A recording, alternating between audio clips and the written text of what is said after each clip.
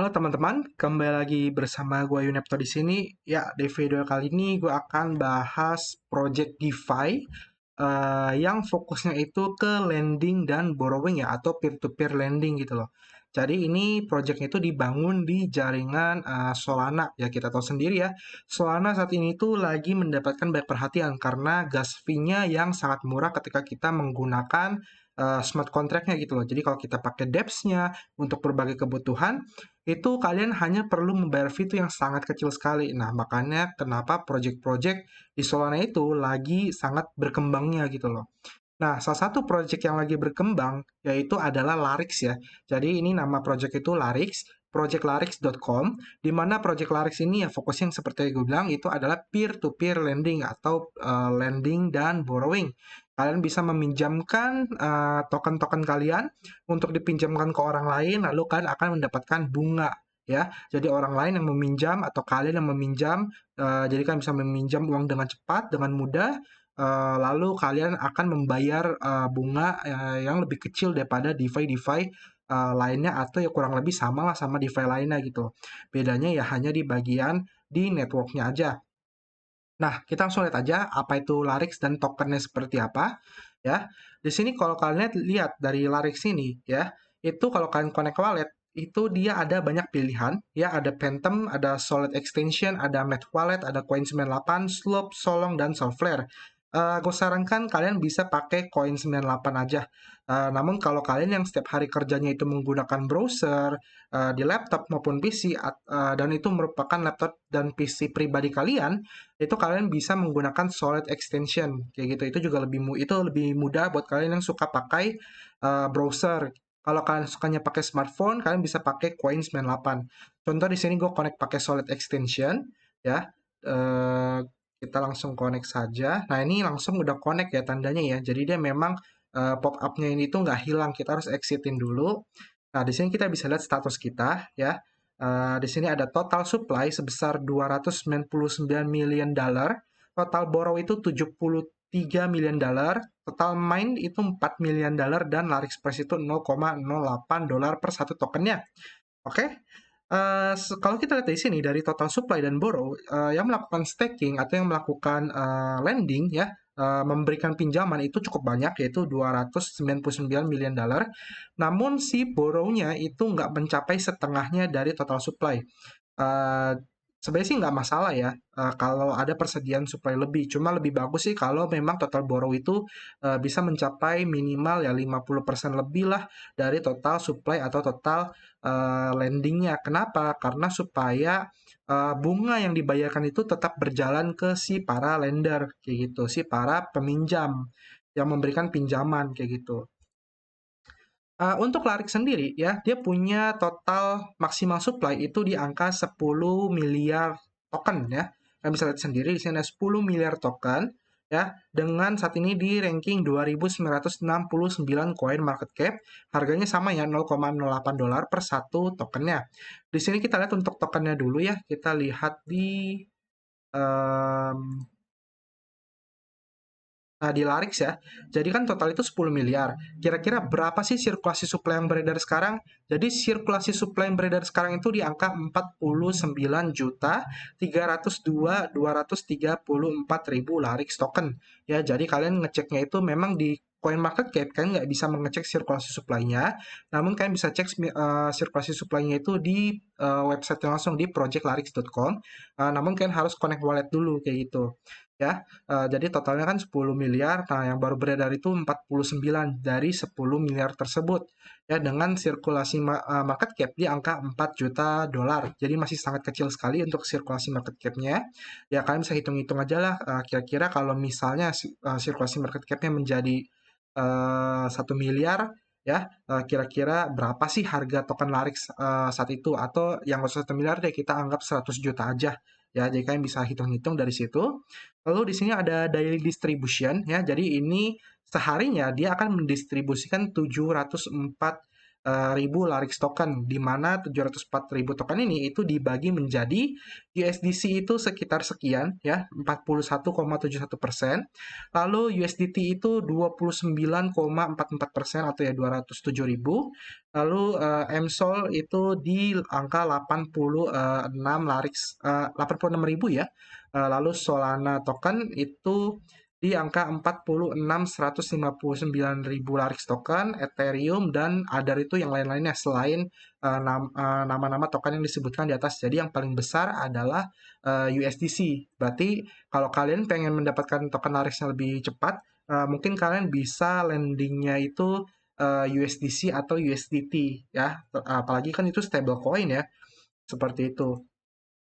Nah, di sini ada contohnya ya. Larix distribution kalian bisa lihat sendiri di sini untuk supply mining APR-nya ya. Jadi ini adalah APR atau bunga si peminjam ya. Sedangkan borrow mining APR ini adalah bunga si yang meminjam ya. Jadi ada supply mining dan borrow mining seperti itu. Contoh kalian USDT USDC ya itu 10,10%. Kayak gitu. Jadi USDT 360.000 Larix, yaitu 12%. Jadi kalau kalian cek ya paling besar itu di stable coin ini USDT dan USDC ya seperti yang tadi gue bilang. Oke, ada juga yang lainnya, ada Serum, Solana, Bitcoin, dan lain-lain. Lalu untuk dashboardnya kita bisa lihat sendiri di sini. Nah, di sini kalian bisa memberikan pinjaman. Contoh, kalian pengen meminjamkan USDC misalnya. Di sini kan ada supply API-nya nih, ya. Jadi supply API-nya itu 16,04%, di mana dia ini 5,95% ditambah 10,10%. Dan kalian akan mendapatkan Larix token sebagai bunganya. Contoh di sini, kalau kalian misalnya ada USDC, kalian klik supply, ya kalian masukin misalnya 10 USDC misalnya ya, nanti dia akan ngitung sendiri gitu loh interest rate-nya, mining API-nya berapa ya, nanti dia akan ngitung sendiri kira-kira kan dapat bunga berapa. Di sini ada collateral factor-nya, borrow limit, dan borrow limit utilization rate. Oke, dan kalau kalian pengen minjam ya, kalian juga harus namanya itu membuat kolateral atau kalian melakukan supply. Jadi kalian masukin supply kalian, misalnya kalian pengen minjem 100 sorry, kalian pengen minjem misalnya $60 misalnya ya, contoh kalian pengen minjem $60, maka kalian harus memasukkan kolateral itu $100 kayak gitu. Jadi nanti misalnya kalian masuk 100 US di sini, nanti dia kasih tahu borrow limitnya berapa, jadi berapa dolar yang bisa kalian pinjam kayak gitu. Jadi kalau kalian pengen minjem USDC ya kalian masukin supply-nya itu USDC seperti itu.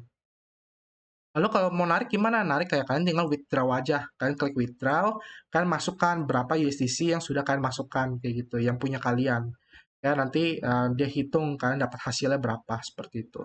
Lalu borrow juga ada, namun borrow ini ya harus kolateral seperti yang tadi gue bilang.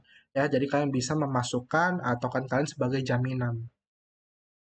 Next selanjutnya ya, kalau tadi kan dashboard itu untuk melakukan pinjaman dan juga meminjam. Kalau fitur selanjutnya itu dia ada market, di mana market ini lebih cocok untuk kalian analisa sih. Jadi di sini dia udah siapin sebuah apa ya sebutannya ya, sebuah detail ya, sebuah informasi. Kalian bisa lihat di sini total market value-nya berapa ya, lalu total supply dia berapa, total borrow-nya berapa kayak gitu. Jadi total market value itu adalah total dari keseluruhan dana yang ada di sini gitu. Ya, lalu total supply-nya itu top 3 market. Contoh di sini adalah top 3 token yang sering digunakan untuk melakukan borrow dan juga lending, yaitu adalah MSOL, USDC, dan USDT. Lalu total borrow-nya atau top borrow-nya yang sering dipinjam adalah USDC, USDT, dan MSOL kayak gitu. Jadi ini total supply itu yang dimasukin, sedangkan borrow itu yang dipinjamkan. Ya, jadi kalian bisa lihat di sini, oh ternyata paling banyak yang minjam itu USDC. Ya udah kalian bisa memasukkan atau kalian supply itu USDC punya. Karena kalau ada yang minjem kan otomatis mereka akan bayar taxnya atau bayar bunganya gitu loh.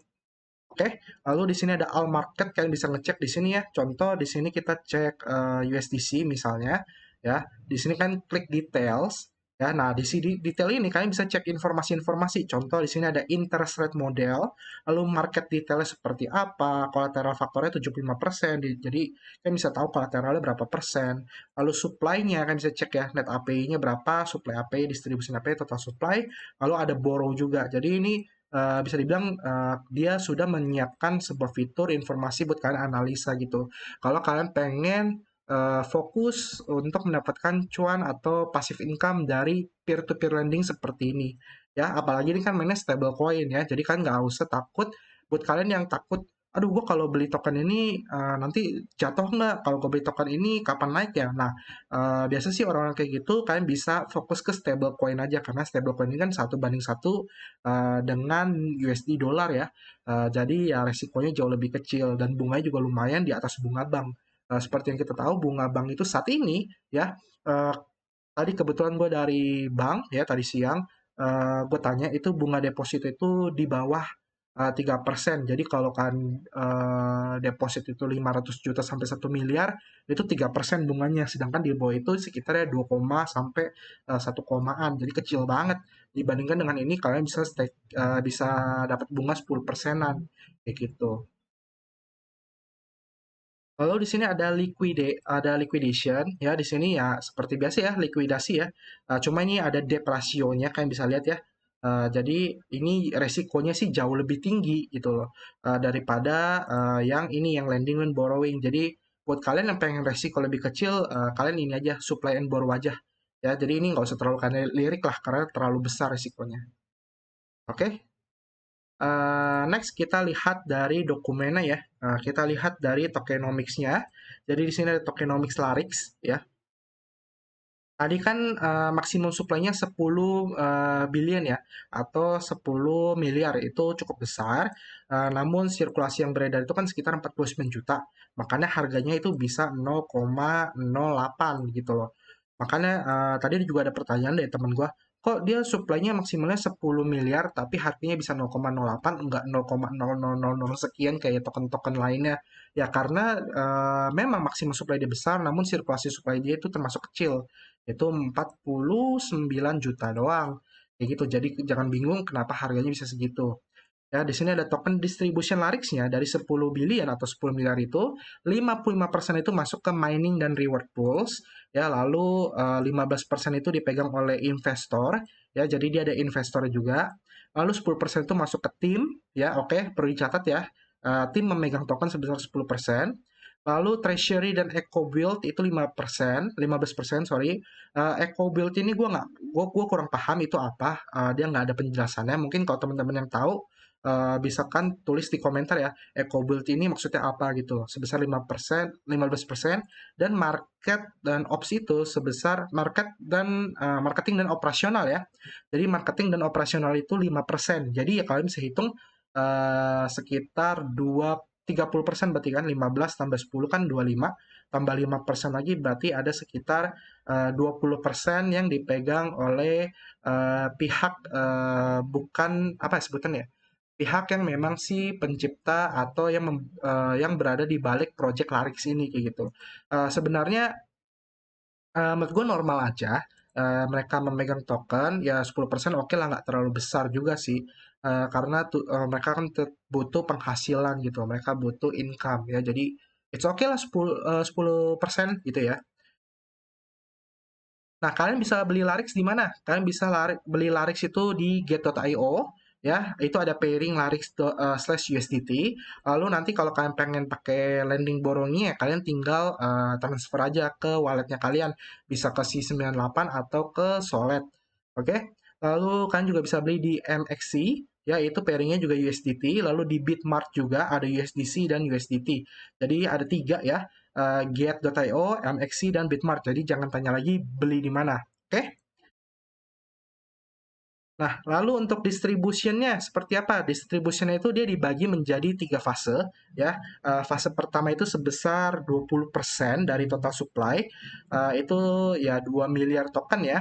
itu sehari dia akan merilis 900.000 token. Lalu fase 2-nya itu di angka 1 miliar token atau 10% dari total supply itu akan merilis 547.945 token per harinya. Sedangkan fase ketiga itu 2,5 miliar sebesar 25%, itu 1.369.000 token per harinya. Oke, kok gue nggak sebut yang ini, yang di atas ini, karena yang di atas ini adalah itu bagian pools ya. Jadi 55% dari total supply atau 5,5 miliar itu di mining poolsnya dia ya. Jadi dia rilisnya itu dari hasil kalian melakukan staking atau yaitu lending kayak gitu. Sisanya ya dia akan pelepasan secara berkala. Itu rilis schedule itu totalnya adalah 5 tahun linear. Oke, jadi dia akan cair semua sebesar. Jadi kan pasti ada pertanyaan dong, nanti kalau 10 billion ini cair semua, 10 miliar ini cair semua, harganya anjlok dong.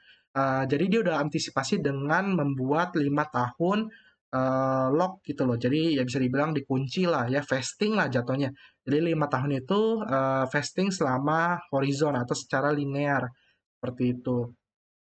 Lalu kalau udah 5 tahun lewat, semua supply cair dong. Iya betul. Kalau udah 5 tahun lewat, misal dia masuk tahun ke-6, ya ya maksimum supply dan sirkulasi supply itu akan sama, yaitu 10 billion. Nah sisanya tinggal pihak si Larix-nya itu seperti apa mengatur supply-nya. Apakah dia akan melakukan burning token, atau dia akan melakukan kebijakan-kebijakan apa yang akan meningkatkan harganya gitu loh ya. Dan menurut gue 5 tahun itu mungkin bagi mereka itu 5 tahun nantinya user akan bertambah, jadi harga tetap terjaga walaupun token token supply-nya itu beredarnya lebih banyak kayak gitu.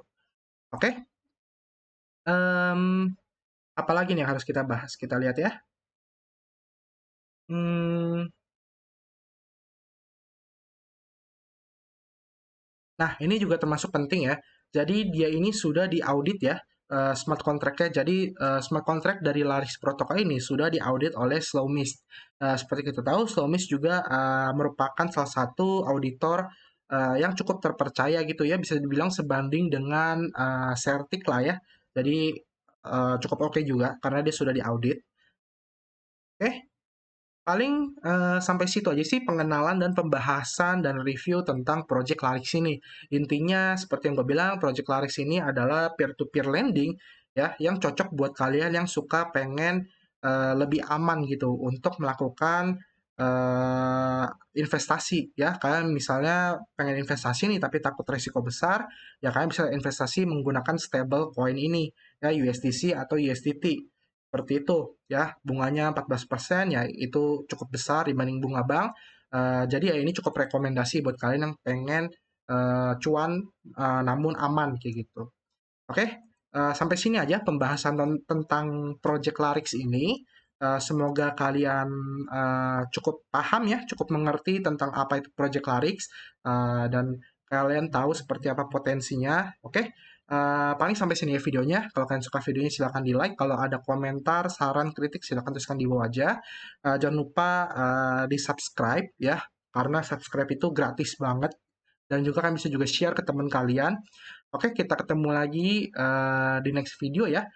Sampai jumpa dan terima kasih. Bye-bye.